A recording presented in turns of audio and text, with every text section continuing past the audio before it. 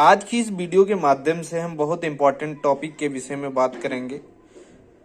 अक्सर जब इस समय सीजनल फ्लू चल रही है, कफ की या कोल्ड की, तो अक्सर हम जो भी मेरे फ्रेंड हैं या प्रैक्टिशनर हैं जो भी प्रैक्टिस करते हैं, लेकिन ज़्यादातर लोगों को ये मालूम नहीं होती कि कौन सी खांसी की सिरप कब यूज़ की जाती है। तो हम उसी के विषय में बात करेंगे कि ड्राई में कब यूज़ की जाती है, बलगम में कब यूज़ की जाती है, मिक्स यानी दोनों ही अध्याय पेशेंट नहीं बता पा रहा है तो कब यूज़ की जाती है।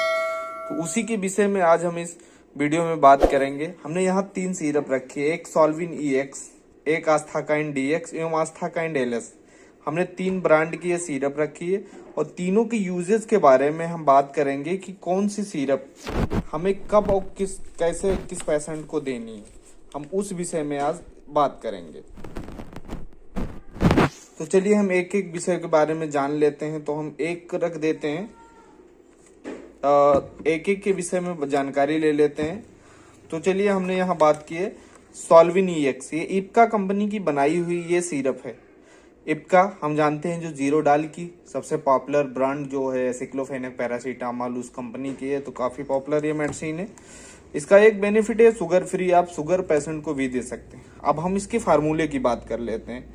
तो इसमें terbutaline sulphate, bromhexine hydrochloride and गुआफेंसिन expectorant के साथ आती है। अब इस सिरप को हम कब देंगे? अब जैसे टर्बुटालिन है, टर्बुटालिन का यूज क्या है? टर्बुटालिन का यूज जो होता है ये ब्रोंकोस्पाज्म होता है। अब ब्रोंकोस्पाज्म एक मेडिकल टर्म है, आप सभी जानते हैं। ब्रोंकोस्पाज्म का मतलब है जब ब्रंकियोल कॉन्स्ट्रिक्ट हो जाए, यानी पेशेंट को सांस लेने में दिक्कत हो, ब्रंकियोल कॉन्स्ट्रिक्ट हो जाए, बलगम जमे हो, उस कंडीशन में इसको दिया जाता है। तो ये ब्रोंकोस्पाज्म होता है।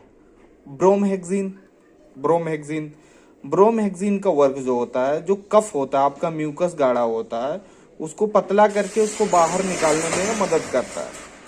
एंड गुआफेंसिन एक्सपेक्टोरेंट से संबंध है। जो म्यूकस होता है, म्यूकस को ये पतला करके ढीला कर देता है और जिसे एक्सपेल आउट करने में, इसको बाहर करने में आसानी से मदद मिलती है। तो हम जान लिए सॉल्विन EX के बारे में। तो इसको कब दिया जाता है? फॉर बेड कफ, यानी जो बलगम युक्त खांसी हो, तो उस कंडीशन में सॉल्विन EX या इस फार्मूले की किसी भी कंपनी की मेडिसिन हम दे सकते हैं। अब हम सेकंड बात कर ले रहे हैं आस्थाकाइन DX।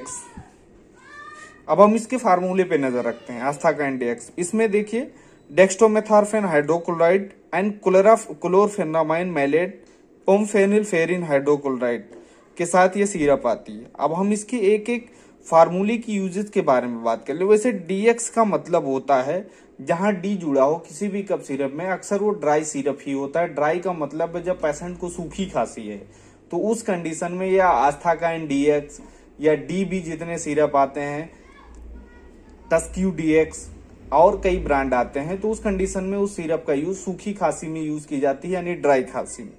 अब हम इसके डेक्स्ट्रोमेथार्फेन की यूजेस के बारे में बात कर लें कि डेक्स्ट्रोमेथार्फेन कब यूज की जाती है।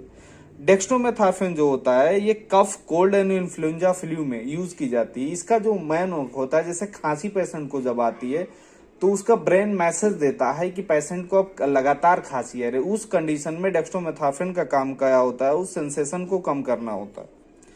अब बात कर ले हैं क्लोरफेनामाइन जो होता है, जिसे हम शॉर्टकट में CPM बोलते हैं। अब CPM जो होता है ये as a antihistaminic medicine है। एंटी हिस्टामिनिक यानी इसको एलर्जी में यूज करते हैं, कॉमन कोल्ड में यूज किया जाता है फीवर में यूज की जाती है, रनी नोज में यूज की जाती है, यानी जो एलर्जी की कंडीशन है, पेशेंट को सूखी खांसी के साथ साथ सर्दी जुकाम भी है, तो उस कंडीशन में क्लोरफेनामाइन का वर्क होता है। अब फेनिलफेरिन का जो वर्क होता है, जैसे हमारे नेजल कंजेस्टेशन होते हैं, नाक जम जाते हैं, सांस लेने में दिक्कत होती है, डिस्कम्फर्टेबल होते हैं, तो उसको सही करने के लिए इस फार्मूले का यूज किया जाता है। तो हम जान लेते हैं आस्थाकाइन DX यानी डेक्स्ट्रोमेथार्फेन, क्लोरफेनामाइल और फेनिलफेरिन की जो भी कैटेगरी की मेडिसिन है, तो इसका यूज जो किया जाता है वो ड्राई सिरप में यूज की जाती है, ना कि बलगम सूखी खांसी में यूज की जाती है।